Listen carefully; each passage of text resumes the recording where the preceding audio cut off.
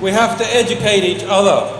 We have to celebrate those who reveal the truth and denounce those who poison our ability to comprehend the world that we live in.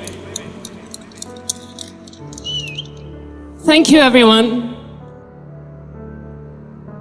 I'm really moved. Thank you for being here. When people ask me how I am, I don't really know how to answer the question, because most of the time I'm fine. But it's hard. It's a month to the day since Julian and I got married in Belmarsh prison, and it was a sweet and happy moment for us amidst all this horror. And if there's something in this experience that has become more and more clear and stark, it is how, as much as there is horror, there is humanity, there is sympathy, there is decency, and you cannot lose sight of that. What they're doing to Julian is barbaric, but it awakens in normal people and decent people, people who have a sense of humanity, an imperative need to show their disgust, that this will not be tolerated. You know, I grew up in Southern Africa, and my parents were active in the struggle against apartheid. I went to rallies as a child, and I sang the liberation songs, and I shouted, "Free Nelson Mandela." And Nelson Mandela was in prison for 27 years. And I can tell you that 15 years into his imprisonment, people thought that maybe he would never be released. But he was released, because decent people in that case came out and they shouted for his freedom. And they said that they shouted even if they were the only person in the square to shout. And I can tell you that even though Nelson Mandela is portrayed as a unanimously accepted saint, during the time he was imprisoned, many people stood by and said nothing. After he was released, everyone wanted to say that they campaigned for him and they were decent. The fact is, it takes a few decent people to show the way and to show what we stand for, because we create the reality around us. When Julian published the collateral murder video, he honored the memory of those people who were killed.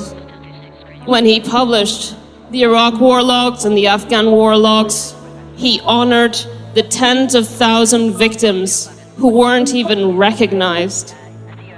Those publications are not a matter of the past, because those crimes remain impune. The war criminals were never tried. The story of WikiLeaks is simple. A publisher that decided to specialize in the crimes of states, to specialize in torture, in the killing of innocents in wartime. And those publications so angered the superpower of the United States that the United States took revenge. And it came down with the full force, with all means necessary, in order to crush not only a man, but to crush what he stands for, and that is the public's right to know when states commit crimes. When we defend Julian, when you defend Julian, you're defending not just decency and not just the memory of all those people who have been killed, but also you're defending our right to a future where we are free to speak about crimes when they're committed by states. What is being done to Julian is a crime. The law is being abused in order to keep him incarcerated year after year for doing the right thing.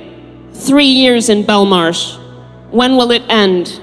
Julian's case will create jurisprudence.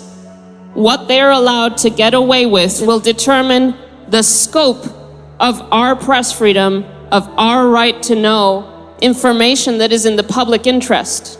We're now in a stage where states are far more powerful than they were 10 years ago. The surveillance state is merged with private security interests and corporate interests and tech giants' interests, and our liberties as normal citizens are incredibly impoverished. All our liberties are tied up in Julian's freedom. I ask you all to keep fighting for Julian. We have to constantly reinvent this fight. We have to show our solidarity. As terrible as what is being done to Julian, it is also an opportunity for us to seek out other decent people, other people who believe in something, who believe in our freedoms, and who believe in defending a man who defended all of us. And it's not just us. It is millions around the world. The other side wants to suggest otherwise. That is their attack, and it's not true. We're millions of decent people because Julian has touched so many people.